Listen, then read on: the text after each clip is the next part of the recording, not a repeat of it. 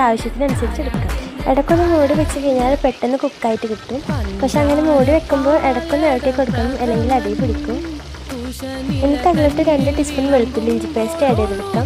അതേപോലെ തന്നെ ഗരം മസാലപ്പൊടിയും 3 ടീസ്പൂൺ മല്ലിപ്പൊടിയും 1 ടീസ്പൂൺ മഞ്ഞൾപ്പൊടിയും പിന്നെ 3 ടീസ്പൂൺ മുളകും പൊടിയും ഇതിലോട്ട് ആഡ് ചെയ്ത് കൊടുക്കാം. ഇതൊക്കെ ആഡ് ചെയ്ത് കൊടുത്തതിന് ശേഷം നല്ല രീതിക്ക് മിക്സ് ആക്കി എടുക്കാം. നല്ല രീതിക്ക് മിക്സാക്കി ഈ ഒരു പരിവാകുമ്പോൾ അതിലോട്ട് 1 കപ്പ് വെള്ളം ആഡ് ചെയ്ത് കൊടുക്കാം.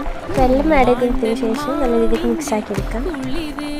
എന്നിട്ട് നമ്മൾ എടുത്തു വെച്ചിട്ടുള്ള വാരിയിൽ അതിലോട്ട് ഇട്ട് കൊടുക്കാം.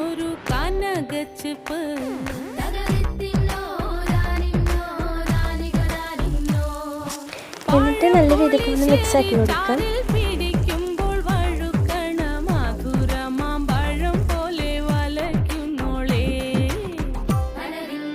അത് നല്ല രീതിക്ക് മിക്സാക്കി കൊടുക്കാം.